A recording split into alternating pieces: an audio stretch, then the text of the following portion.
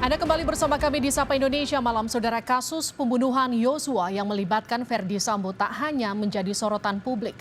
7 mantan Kapolri hari ini bertemu dengan Kapolri Jenderal Listio Sigit Prabowo untuk memberikan masukan atas anjloknya citra Polri. 7 mantan Kapolri datang ke Mabes Polri untuk bertemu Kapolri Jenderal Listio Sigit Prabowo. 7 mantan Kapolri tersebut adalah Dai Bahtiar, Bambang Hendar Sodanuri, Rusman Hadi, Khairudin Ismail, Sutanto, Timur Pradopo, dan Badrodin Haiti. Mantan Kapolri ini datang untuk memberi masukan kepada Kapolri soal sejumlah persoalan yang menjadi perhatian publik, termasuk kasus Verdi Sambo. Pada pertemuan kali ini memang ada sesuatu yang kita ingin berikan masukan, terutama pada peristiwa yang akhirnya ini terjadi.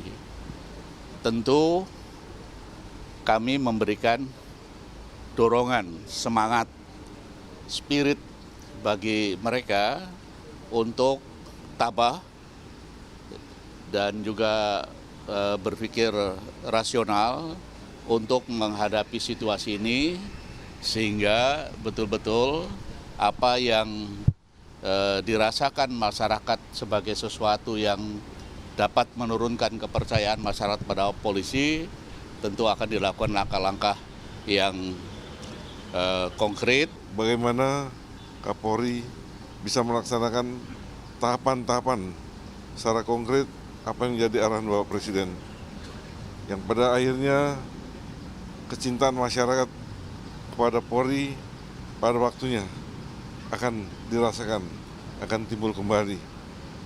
Sekarang ini memang dirasakan menurun karena ada beberapa peristiwa, tetapi insya Allah dengan apa yang disampaikan oleh Bapak Kapolri tadi, bahwa langkah-langkah konkret sudah sedang dan dalam dilaksanakan.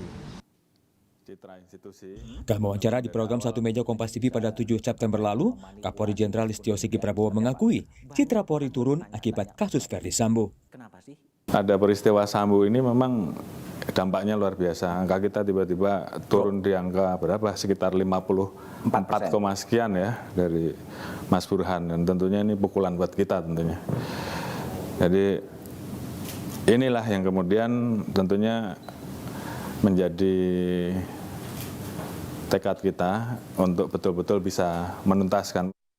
Dalam survei yang baru dirilis Litbang Kompas, citra positif Polri turun drastis. Pada Oktober 2021, citra positif Polri sempat menyentuh angka 77,5%. Periode Januari 2022, citra positif Polri 74,8% dan 65,7% pada Juni lalu. Namun dalam survei terakhir, citra positif Polri merosot 17,2% menjadi 48,5%. Soal citra Polri, Presiden Joko Widodo bahkan memberi perhatian khusus dengan mengundang para petinggi Polri pada 14 Oktober lalu.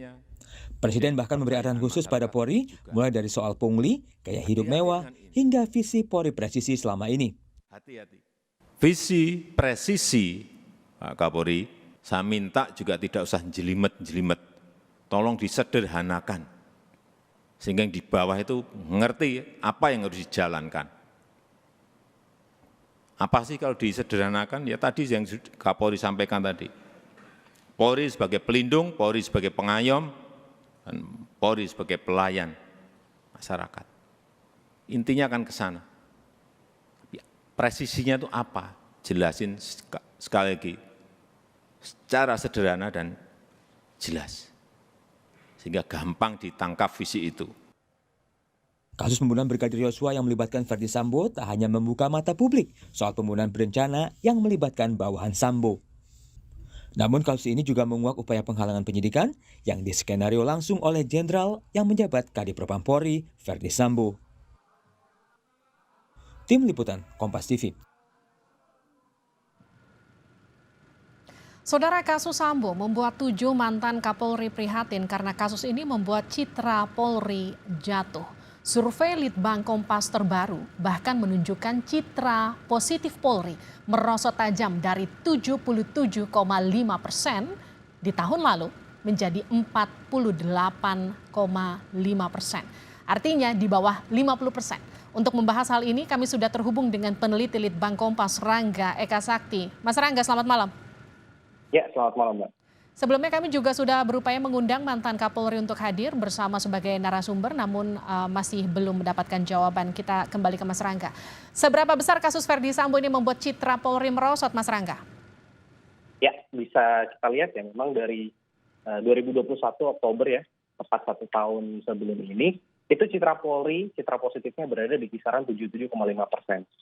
Pelan-pelan turun 74,8, kemudian pada Juni 2022 66,7. Nah, sekarang itu berada di titik 48,5%, turun 17,2%. Ini penurunan yang bisa dibilang salah satu yang paling tajam ya, yang pernah kita lihat. Gitu. Artian dalam rentang waktu itu, peristiwa Verdi Sambo lah ini yang terjadi. Gitu. Makanya kita nggak bisa menafikan ya, bahwa memang bisa dibilang peristiwa ini sangat berdampak nih, Mbak, ke citra positif Polri. Oke, tapi kan dari Juni sampai Oktober itu ada 3 kasus besar yang melibatkan institusi Polri. Nggak cuma kasus Sambo, tapi kasus Teddy Minahasa, juga kasus Stadion Kanjuruhan. Kasus mana yang paling menurunkan citra Polri? Kalau dilihat dari timeline sebenarnya ya, Mbak, ketika survei itu dijalankan, itu memasuki separuh jalan itu baru terjadi Kanjuruhan. Artinya apa? Artinya dari timeline itu kita bisa lihat kalau memang kasus Verdi Sambo yang memang terjadi dari tengah tahun sampai sekarang itu yang paling berdampak nih. Gitu. Dalam survei ini hal-hal apa saja yang kemudian ditanyakan kepada para responden terkait dengan penegakan hukum, bagaimana kemudian institusi Polri dan citra Polri di mata mereka? Ya, Mbak, jadi memang efek dari Verdi Sambo ini merembet kemana-mana ya. Dalam artian ketika kita gali soal penegakan hukum secara umum memang menurun sekitar 6%. Nah, beberapa institusi lain juga mengalami penurunan. MA juga menurun, kemudian Kejaksaan menurun, KPK menurun. Tapi memang yang paling parah, karena mungkin lokus persoalan itu di Polri, akhirnya yang paling dalam itu masih Polri, Mbak, penurunan citranya. Kalau kita lihat kan sebetulnya dari survei Litbang Kompas di Oktober 2021 itu di 77,5%, kemudian ke Juni 2022 sebelum kasus Sambo itu meledak, itu kan sebetulnya sudah ada penurunan ya dari 77,5 ke 65,7. Ini faktor apa? Sebelum kasus Sambo itu meledak, faktor apa yang menyebabkan citra Polri merosot? Jadi memang kita bisa lihat kasus Sambo itu mungkin sebagai pemantik ya. Sebelum-sebelumnya itu mungkin sudah ada persoalan yang laten gitu. Misalnya kita bisa lihat dari salah satunya media sosial lah, ya kan. Ada berbagai macam bentuk frustrasi dari masyarakat yang berbentuk tagar gitu, misalnya no Farah no justice lah dan lain-lain. Itu menjadi sebenarnya udah jadi api dalam sekam gitu, Mbak. Ketika ada kasus Sambo, meledaklah itu. Jadi perasaan masyarakat kemudian terjustifikasi nih, wah luar biasa memang kinerja Polri berada di titik yang memang nadir. Gitu.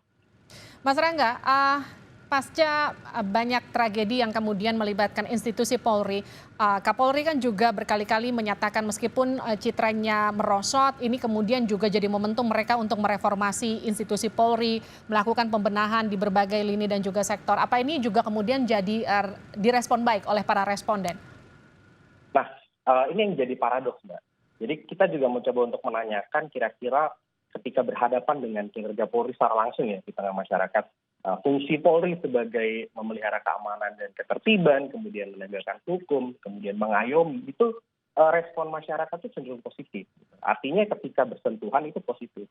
Namun begitu saya coba cross-check di media sosial misalnya, pengguna-pengguna media sosial yang cenderung itu koneksinya itu lingkupnya itu dekat ya, misalnya Facebook dan WhatsApp, itu citranya positif. Artinya apa? Artinya orang-orang itu sebenarnya masih mengharapkan, masih melihat ada sisi positifnya gitu. Tapi kasus-kasus yang terjadi, yang kemudian terblow up di baik media mainstream, kemudian di media sosial seperti di Twitter, kemudian di Instagram, itu menggerus kinerja-kinerja bapak-bapak dan ibu polisi di lapangan gitu, Mbak. Jadi ketika di bawah itu sebenarnya sudah muncul harapan, tapi hancur lagi nih ketika ibaratnya kasus-kasus di tataran program menengah dan tinggi ini muncul ke permukaan, begitu, Mbak.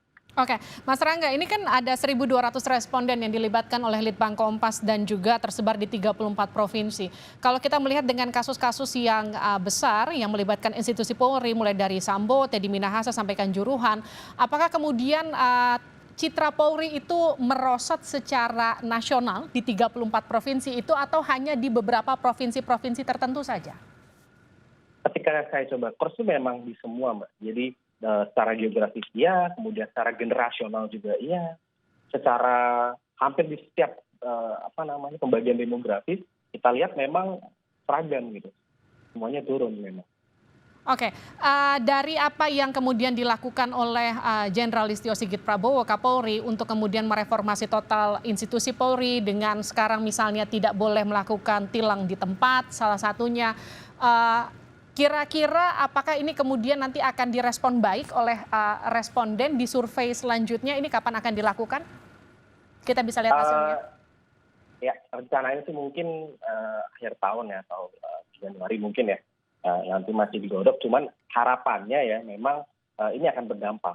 Terutama sih ini sih ya Mbak ya, bagaimana Polri itu bisa menunjukkan bahwa memang institusinya itu berintegritas, ya kan, menyelesaikan kasus-kasus yang tadi Mbak bilang tadi ya, itu diselesaikan, dituntaskan sesuai dengan peraturan undang-undangan yang berlaku, sehingga memang masyarakat percaya bahwa memang polisi bisa berintegritas, polisi bisa profesional, polisi bisa mengayomi. Termasuk juga yang kemarin disampaikan Pak Jokowi dan juga Mbak Polri ya, bahwa nggak usah gagah-gagahan lah, kalian kita ini bekerja untuk masyarakat, mengayomi masyarakat. Itu sih intinya sebenarnya harus didorong gitu, biar masyarakat bisa dekat lagi dengan Polri.